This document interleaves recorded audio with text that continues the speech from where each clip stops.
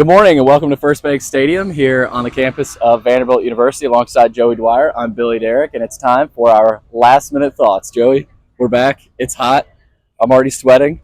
Got some tailgates going out here in front of us. As you can see the stadium behind us, a lot of Virginia Tech fans, but it just feels good to be here and talking about a game as opposed to talking about position groups and rehashing fall camp practices. So it feels good to have football back. Yeah, and it's a big game too, Billy. This is a real measuring stick game for Vanderbilt. I think Clark Lee has talked a lot about the changes he's made this offseason to the program and how last year wasn't good enough. Now it's time to see those changes come to fruition, and I think today's a big, again, measuring stick to see where this program is at relative to where it needs to be. I think Virginia Tech is probably a step above where they're going to be in the near future, but I think this is a real chance for them to show that things are heading in the right direction. They have better bodies, they have better depth, they have better physicality. They can compete with a team like this, and I think if they can't, it's going to be really hard to sell the product the rest of the year. But if they can go compete today or even win the game, I think, man, that would go a long way. Yeah, I mean, it's a big day. It's a big day for Vanderbilt football. You brought in so many new players and coaches, and you should see it come to fruition at least somewhat, right? This should be different than last year. It should feel different than last year for every fan in attendance. Mm-hmm. As I told you a few days ago on the podcast, Vanderbilt fans should not walk out of this stadium today feeling down about their team. They should get a glimpse and take wins or losses away. They should get a glimpse of what this season could be and what the future can be. This should be a turning of the page, a new chapter in the Clark Lee book and in Team 4 for everyone and for the fans mostly. I think today's about the fans to really get a taste of what this team could be. So, Joey, let's get into what they have to do today. And I know it's what we did basically last year. We would talk about keys to victory and mention a few keys. For you, what's the one thing? I know there's a couple other things, but for you, what's the most important thing Vanderbilt has to do today in order to, I'm not going to say win, but be in it in the fourth quarter? Well, I think there's a lot of things, but I'll put it all under the blanket of doing small things well, and we talked about that all last year. They couldn't do it. I think today they've got to take care of the ball, right? And that's become a bigger and bigger emphasis point throughout the inside of the program, throughout the summer. They've got to force turnovers. I feel like they've got to get a couple of breaks today, Billy, because Virginia Tech, I think, is more talented than them at a lot of positions, and I think they're more physical than them at the line of scrimmage. Vanderbilt's got some playmakers on the back end of the defense, though, and those guys have to make some plays. They got to give them the ball back, and I think they've got to put the offense in a better position than they did for a lot of last year, and the offense obviously has to coexist with the defense. I think for a lot of last year, the defense was just on the field way too much, and today need a more balanced attack. I think better complementary football. It just all kind of boils down to you've got to do things that they've harped on in the past that they haven't done. And today is just an example of that. They got to force turnovers. They got to be sharp on special teams. They got to take care of the ball offensively. And they've got to continue to extend drives. They got to make the timely play. And I think they've got a shot if they can do that. If they can keep Kyron Jones in the pocket, really, they got a shot. I mean, I don't think they're completely outbodied this game. I think the talent is obviously different. The experience is obviously different. They shouldn't be getting ran off the field today, though, right? No, they shouldn't. And I'll go to offensively for Vanderbilt. Be in sync, right? Chemistry today cannot look like a disaster offensively. Mm-hmm. There were way too many games. I mean, you could probably mention series in at least every game where the offense looked disastrous and there didn't look like there was a plan. It didn't look like there was an identity. Mm-hmm. Go out offensively and play with an identity. And it's week 1, right? You're gonna make it's probably gonna be a couple of turnovers here for both teams, and you're gonna make mistakes. It's week 1. That's what happens. But at the end of the day, Joey, this offense has to look like they have played together. And I know it hasn't been a long time, right? It's really just been the second half of summer and getting into the fall. So they got to be in sync, okay? And what that means, not necessarily sure. I don't have anything, on paper or something they can do on the field to make that come to fruition, but just clean football and operationally. We heard that a lot from Tim Beck. Not getting to the line too slow, right? Getting to the line as quick as you want. And I think Pavia will be an important part of that. He's been in this offense, and he knows the speed at which Tim Beck wants to run this offense. And so I just think in sync is a word that this offense cannot look loosey-goosey and just disastrous like it was too many times last year. Yeah, I mean, I think the operational point is great because they're not going to have talent Virginia Tech, as we've said many times throughout the fall, right? But if they're sharp in their operations, if they go up there and look like they have a purpose in what they want to do, if Diego Pavia seems to have command of it like he did at times in the fall, they've got a shot. And I think they have enough playmakers, at least at tight end and probably a running back as well to be able to help Javi out. And that's another thing too is Javi can do all he wants. He's got to get more help than Ken Seals and AJ Swan got last year. And I think today is going to be a real barometer of how much they have on the perimeter, how much they have in terms of their matchups and what they can do. Tim Beck's got a challenge with this offense. I don't think he's got as many playmakers as I think he would have hoped for, but he's got enough to where he should be able to work some mismatches and should be able to run a clean operation at this point. Yeah, I mentioned this on the door report a couple nights ago. I think Vanderbilt needs a big special teams play.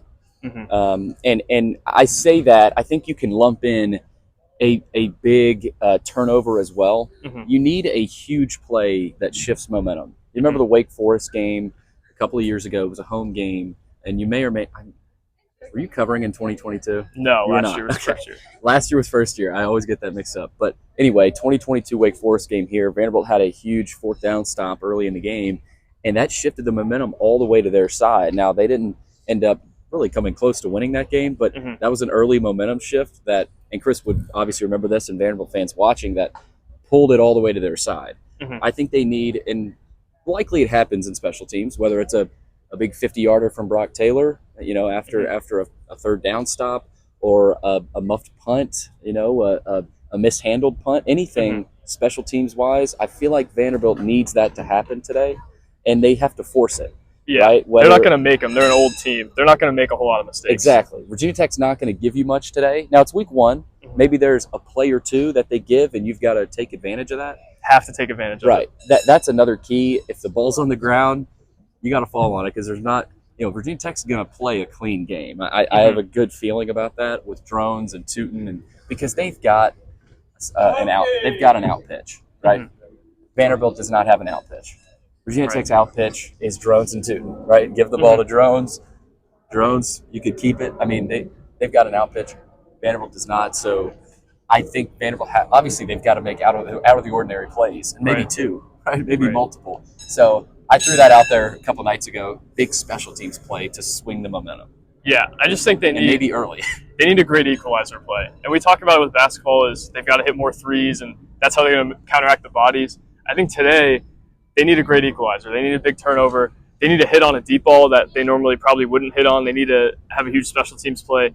They just need a play that's going to get all the momentum behind them. It's going to be a very Virginia Tech heavy crowd, I would think. It's a sellout, and Vanderbilt does not do that without a big opponent. Really, they've got to have something bounce their way today. And, I mean, it's week one. Could happen, right? But Kyron Jones only threw 3 interceptions last year. Yeah. I think it's going to be a difficult task. It's going to be a tall task, but if they can get 1 or 2 big plays to bounce their way, I don't think the talent gap is great enough to where they wouldn't be in the game. Yeah. And that's the key for me today is it's not a must-win game for me. It's a must-compete game, and it's a must-show proof-of-concept game. Yeah. I'll mention one more thing here. Make Kyron Jones do what he doesn't want to do. I don't know that he wants to sit back there and throw the football, at 40 times today, right? But what he does want to do, I think he'd be fine running the ball 10, 15 carries today. That's what he does. But make him not want to do that. Hit him a couple times, make him uncomfortable to where he's like, man, I don't want to run up to the right side of here and have C.J. Taylor coming after me, or Patterson, or Fontenette. There are some guys that I think can strike fear. Now, Drone's a big guy, right? He's a big guy, yeah. He's a big dude, but make that not fun to do, getting out of the pocket and stepping up into the pocket. So that was one more I wanted to mention. Yeah, Marlon Sewell said it too, right? Marlon Sewell was talking about earlier this week. If they can stop him from getting out of the pocket, if they can kind of make Virginia Tech play left-handed, they've got a shot in this game. And if they can force some turnovers, if they can make him a little uncomfortable, got a shot. He's not a world beater. He's probably not going to be a first-round draft pick. He's good, but I don't think that's a guy that if you make uncomfortable is going to completely torch you. So, and that's kind of my thing with the whole Virginia Tech team is I don't think they're going to completely run you off the field if you play an okay game, but I do think if you make mistakes, they're going to make you pay for them. And they're really good on the defensive line. They're really physical. Vanderbilt's got to win on the perimeter at times, and that's one of my biggest questions with this team. And what I'm pretty interested to see if it gets answered today. Can they make plays on the perimeter? Can Colby Taylor make a play? Can he slow down some of their best receivers? Can Quincy Skinner have one of his better career games? They're going to need all that to win today. Yeah, and both teams are going to have to handle the heat. Both teams have been practicing in it. Vanderbilt had their heat plan. Clark Lee mentioned that a couple of days ago. They've been inside the last few days to just get their bodies feeling right to where they're not suffering in the heat too much. But I mean, it's hot on that turf, Joey. It's really hot. I mean, it's hard to breathe sometimes. Yeah, I mean, it's all, Clark mentioned, it's all trapped inside, so it's hot on that turf. Both teams are going to have to handle that, and that's going to play a factor. I think both coaches would probably like a little sprinkle of rain. It doesn't look like it's going to rain. No. Doesn't look like there's going to be a delay. I think we will get some cloud cover, maybe halftime, third, fourth quarter type thing, but we'll see. Either way, Joey, that it should be a fun game. I think it should be fun for the fans today. Obviously, it's week 1. It's always fun, but again, I don't think Vanderbilt fans deserve today to be walking out down about their season, about what could come this year. For Virginia Tech, they've got to play a clean game, and I think if they do, they'll be fine. But obviously, for Vanderbilt, they've got upset on their mind, and I think if they do the things we talked about, they'll have a decent shot. Yeah, I mean, today, I just go back to the one phrase, proof of concept. We talked all offseason about the changes they've made. People have gotten excited about them. Time for Vanderbilt to show some reason for those people to be excited about this. Show some proof of concept. Show that you belong on the field with a team like this. And I think that's the big thing of the day is, does Vanderbilt even belong on the field with a team like Virginia Tech? I think they've got a lot to prove today.